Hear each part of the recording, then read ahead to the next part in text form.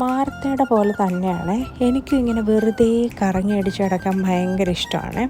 അപ്പോൾ എൻ്റെ കുഞ്ഞിലെ ഞാനിങ്ങനെ ഹാലോവീൻ സെലിബ്രേഷനെ പറ്റിയിട്ടൊന്നും കേട്ടിട്ടില്ല. പിന്നെ കുറച്ച് വലുതായപ്പോൾ കേട്ടിട്ടുണ്ട്. അങ്ങനെ മാർത്ത എൻ്റെ അടുത്ത് പറഞ്ഞു, അമ്മ നമുക്ക് ഇത്തവണ ഹാലോവീൻ സെലിബ്രേറ്റ് ചെയ്യണം. അങ്ങനെ ഞങ്ങൾ ഒരിടത്ത് സെലിബ്രേറ്റ് ചെയ്യാൻ പോയതാണ് കേട്ടോ. അവിടെ ചെന്നപ്പോൾ അവർ കുറേ കുക്കീസ് അങ്ങനെയുള്ള പിള്ളേരുടെ സാധനങ്ങളൊക്കെ കൊടുത്തു. പിന്നെ അടുത്തത് പംകിൻ കാർവിങ് ആയിരുന്നേ. അതിങ്ങനെ കാർവ് ചെയ്ത് അതിന് കണ്ണും മൂക്കും ഒക്കെ വെച്ചിട്ട് അതിൻ്റെ അതിലൊരു ക്യാൻഡിൽ എടുത്ത് വെക്കും. അപ്പോൾ പുറത്തുള്ള രാജ്യത്താണെങ്കിൽ വേറെ കുറേ കാര്യങ്ങളൊക്കെ ഉണ്ടല്ലോ.